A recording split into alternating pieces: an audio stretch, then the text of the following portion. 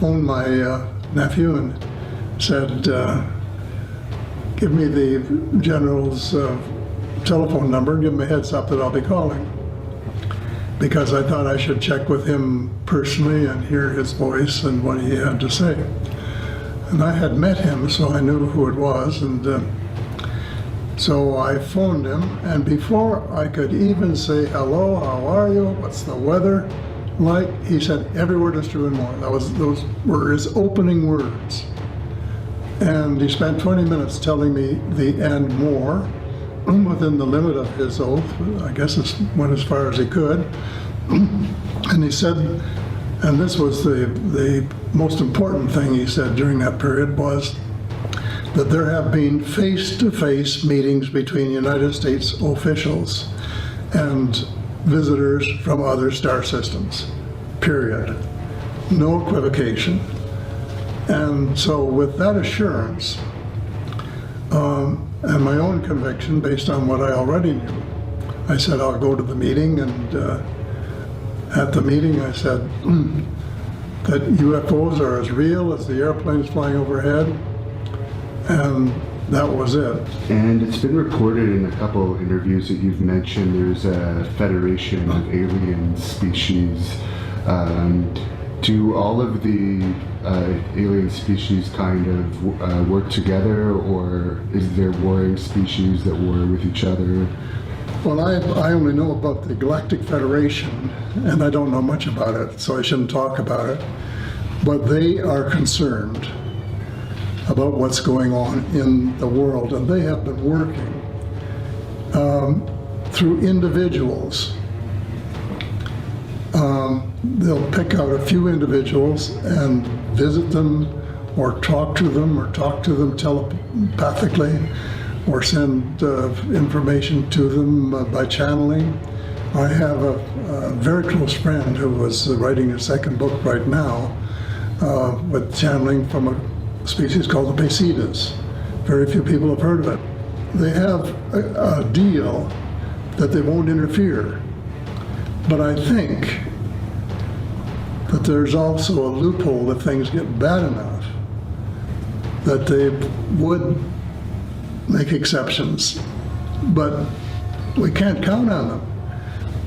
I mean, maybe we can count on them, but we shouldn't count on them, because they say, you clean up your act.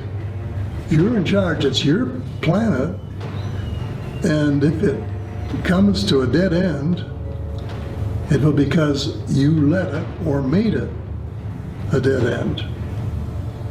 Because it wasn't necessary and you had everything going. It's one of the best planets in the whole universe.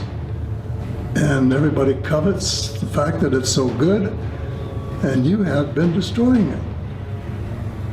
And this is something that we've tried to let you know by various ways over a long period. The individual communications always say, look, there are things you've got to do. Stop your clear cutting, stop your fracking, stop using fossil fuels, because there are better ways. Well, Haim Eshed is who he says he is, and he did what he said he did. I guess my big question is he speaking about matters on which he has direct personal knowledge and experience from within government and from within the Israeli space program? Or is he simply citing his beliefs based on reading the literature or based on things that he's been told by a third party? And of course, it's interesting, you mentioned Paul Hellyer. It's the same question. Now, Paul Hellyer is I think pretty clear on this. He said that when he was Defense Minister of Canada, and indeed I believe Deputy Prime Minister at a time, this did not cross his desk, and it's only subsequently that he's talked to some of his military colleagues, some of whom are in the US, who've confirmed the reality of this to him. And my question is, with Haim Eshed, again, it's the same question. Well, is this what you know or what you think? And And we don't know the answer yet when it comes to Haim Eshed. But look, all of this, none of this can be looked at in isolation.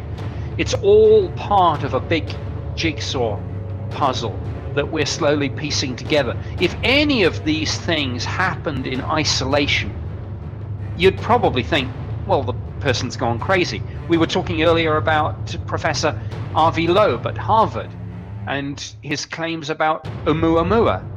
But don't look at that in isolation. Look at that along with Paul Hellyer's claims. Look at it along with Haim Eshed's claims. I mean, Galactic Federation sounds like something straight out of Star Trek, but yet, you know, maybe it's real. And what happened a few days afterwards?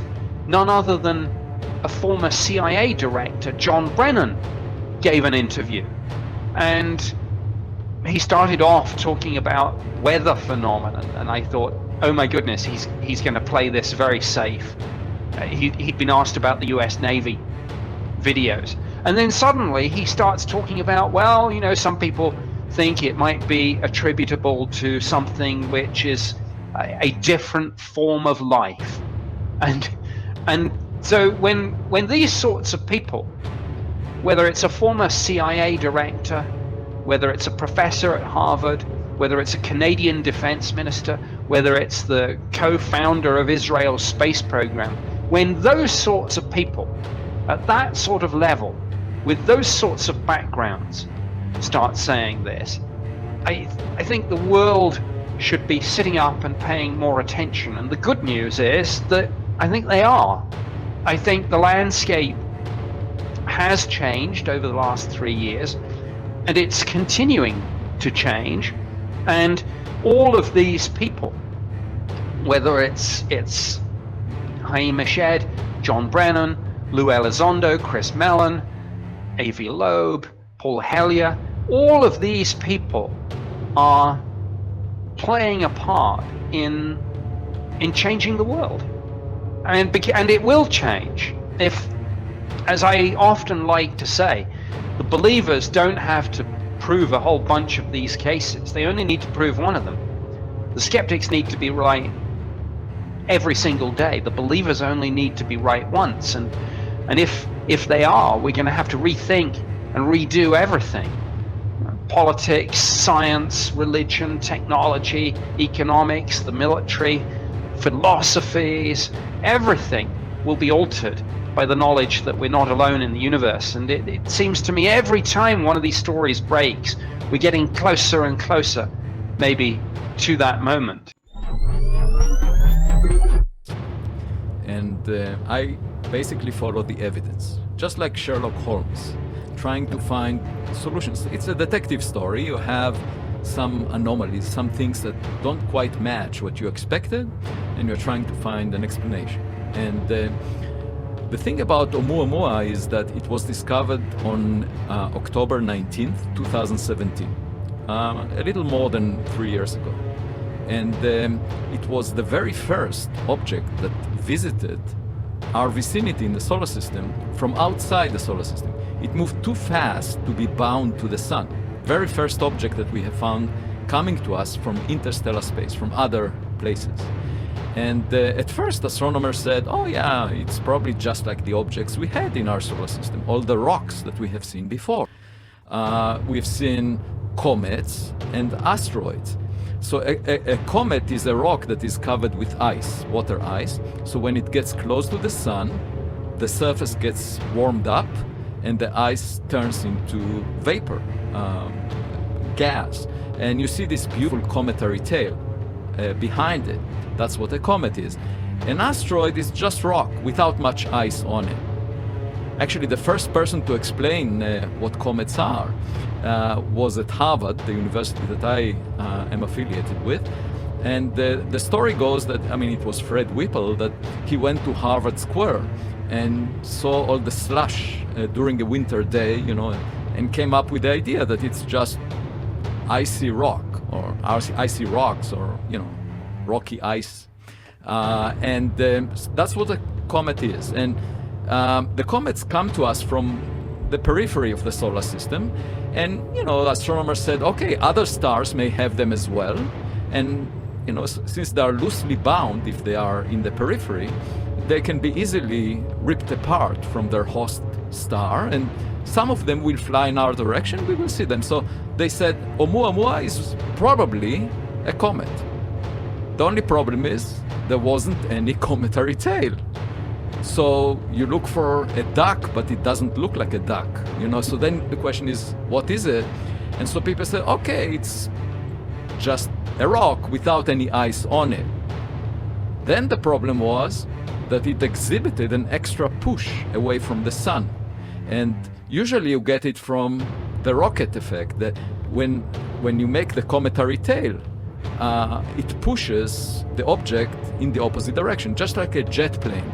A jet plane works by throwing gas out, and that's pushing you forward. So a comet has an extra push when it evaporates.